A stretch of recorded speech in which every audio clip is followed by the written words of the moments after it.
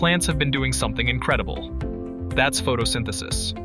Plants take sunlight, carbon dioxide, and water, and turn it into energy. A concept which all of us learned in primary school, a natural miracle that has supported life on Earth from the very beginning. But Ashton, we're facing climate change, energy problems, and too much carbon in the air. So now scientists are asking something bold. What if we could do what plants do, but even better? Exactly, Ryan. That's the idea behind artificial photosynthesis. It's a super exciting field of research. Basically, it tries to copy nature's solar-powered chemistry using man-made systems.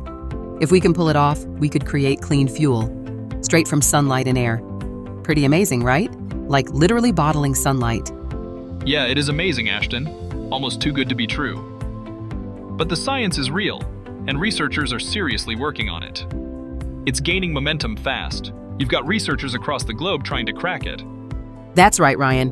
Researchers are trying to copy what plants do, but using man-made systems. At the core of it, artificial photosynthesis uses sunlight to trigger a chemical reaction. Instead of leaves and chlorophyll, we use light-absorbing materials. These devices are designed to capture sunlight and trigger chemical reactions, just like plants do. There are two main goals in artificial photosynthesis. Split water into hydrogen and oxygen using sunlight. Hydrogen can be used as a clean fuel. Convert carbon dioxide into useful fuels like methanol or even synthetic gasoline.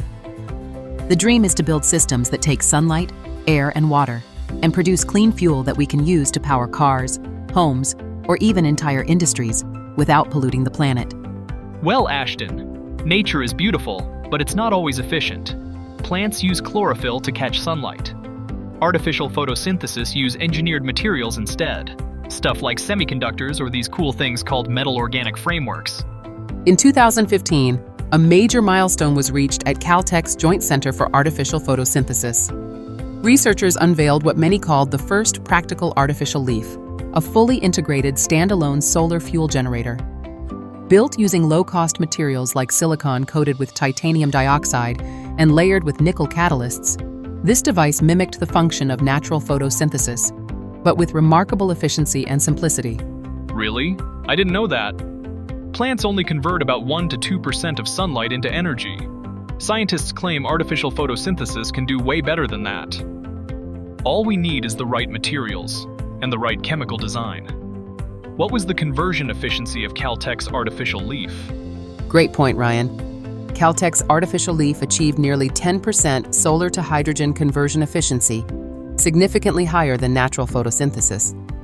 This artificial leaf operated by harvesting sunlight to split water into hydrogen and oxygen. It could run continuously for over 40 hours without degrading, a feat that had long eluded earlier prototypes. No precious metals, no complex biological components, just clean engineering and deep chemistry. But Caltech's leaf was only the beginning. Research have progressed a lot since then. That's right, Ashton. But there are still some big challenges. We're not there yet. But if we get it right, the payoff is massive. We're talking next-level energy tech. We will discuss the recent progress of artificial photosynthesis some other time. So, Ashton, let's dive a bit deeper. Let's talk about how an artificial leaf actually works. What's the basic principle behind it? Great question, Ryan. At its core, an artificial leaf operates as a type of photoelectrochemical cell. In simple terms, it's a device that captures sunlight and converts it into chemical energy, rather than electricity, like traditional solar panels. That's interesting.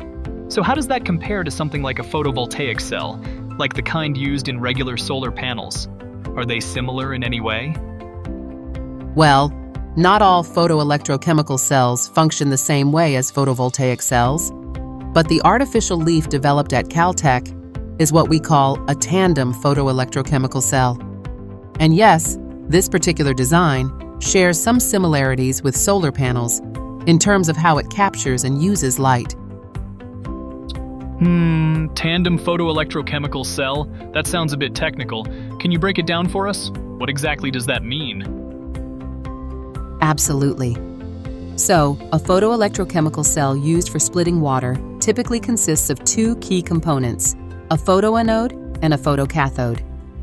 At the photoanode, Sunlight triggers a reaction that splits water molecules and releases oxygen through a process called oxidation. Now, in some designs, the electrons produced during this oxidation are transferred via an external wire to the cathode, where hydrogen is generated through a process called reduction. Got it. So, electrons travel from one side to the other, kind of like in a battery. Exactly. But what makes Caltech's artificial leaf special is its tandem, or wireless structure. This design uses a semiconductor that includes both N-type and P-type materials. These two layers work together to absorb light and create the necessary charge separation for the reactions to occur. For a simpler mental picture, think of the photoanode as being made from an N-type material, which is good at releasing electrons. Meanwhile, the photocathode is typically a P-type material, which readily accepts electrons. This internal architecture eliminates the need for complex wiring and allows the reactions to happen more efficiently within the device itself. That's really fascinating. But wait, are you saying that the N-type and P-type semiconductor materials actually come into direct contact with water? That sounds risky. What about their stability in such an environment? That's a great observation, Ryan. And you're right. It would be risky if the semiconductor layers were exposed directly to water. Many of these materials can degrade pretty quickly in aqueous environments, especially under sunlight. But this is where one of the most impressive engineering solutions of Caltech's artificial leaf comes into play. To protect the semiconductor, researchers added a transparent, ultra-thin protective coating on both sides of the device.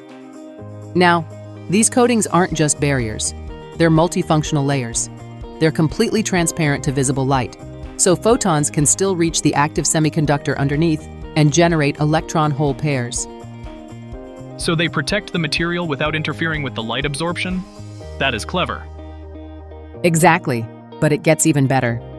These protective coatings are also functionalized with catalysts, special substances that speed up the chemical reactions needed to split water. On the anode side, the coating includes catalysts that promote the oxygen evolution reaction, which is the process of extracting oxygen from water molecules.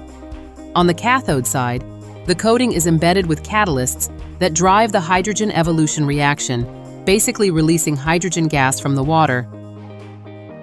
Wow.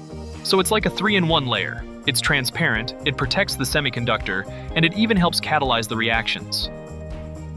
Spot on, Ryan.